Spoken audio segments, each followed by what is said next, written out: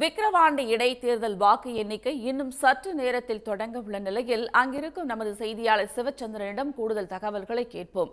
சிவச்சந்திரன், தற்போது அந்த பகுதியில் என்ன மாதிரி ஏற்பாடுகள் எல்லாம் செய்யப்பட்டு இருக்கிறது? சரியாக எத்தனை மணிக்கு வாக்கு எண்ணிக்கை நடைபெற இருக்கிறது? விக்கிரவாண்டி சட்டமன்ற இடைத்தேர்தல் கடந்த 10ஆம் தேதி நடைபெற்றது.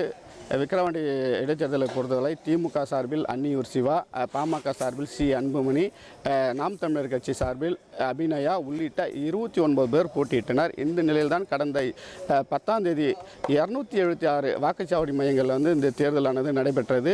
அதாவது பார்த்தீங்கன்னா, அந்த விக்கிரவாண்டி இடைத்தேர்தலில் மொத்தம் 2,37,031 வாக்காளர்கள் இருந்தனர். இதில் பார்த்தீங்கன்னா 1,95,495 வாக்கு பதிவாகிறது. அந்த பதிவான வாக்குகள் நாம் இருக்கக்கூடிய பகுதி பார்த்தீங்கன்னா பனையபுரம் அரசு மேல்நிலைப்பள்ளி.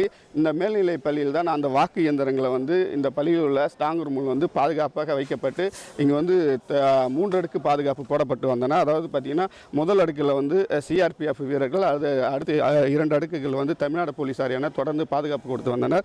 இந்நிலையில் தான் தற்பொழுது இன்னும் சற்று நேரத்தில் இன்று காலை சரியாக 8 மணிக்கு பார்த்தீங்கன்னா இந்த வாக்கு எண்ணிக்கையான தொடர்கிறது. அதாவது 7:30 மணிக்கு உள்ளதா அனைத்து அரசியல் கட்சியினர் முன்னிலையில் அந்த ஸ்ட்ராங் ரூம் திறக்கப்பட்டு அந்த இங்கே பார்த்தீங்கன்னா அந்த வாக்கு எண்ணும் மையத்தில் 14 மேஜைகள் அமைக்கப்பட்டு இருக்கின்றன. அந்த 14 ஒரு சுற்றுக்கு மொத்தம் 20 சுற்றுகள், ஒவ்வொரு சுற்றுக்கும் 14 பெட்டிகள் எடுத்து எண்ணப்பட்டு அதன் அறிவிக்கப்பட்டன. ஒவ்வொரு சுற்றாக எண்ணப்பட்டு மீண்டும் அறிவிக்கப்படும்.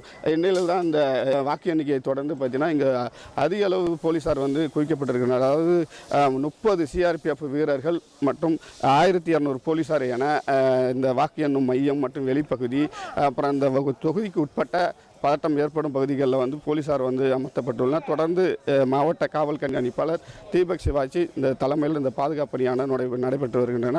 இன்னும் சற்று நேரத்தில் வாக்கு எண்ணிக்கை தொடங்க உள்ள நிலையில் தற்பொழுது அந்த வாக்கு எண்ணுக்கும் பணியில் ஈடுபட 150க்கும் மேற்பட்ட பணியாளர்கள் இந்த வாக்கு எண்ணும் மையத்திற்கு வருகின்றனர். அவர்களை பார்த்தீங்கன்னா அடையாள அட்டை வைத்துள்ளவர்கள் மட்டுமே அனுமதிக்கப்படுகின்றனர்.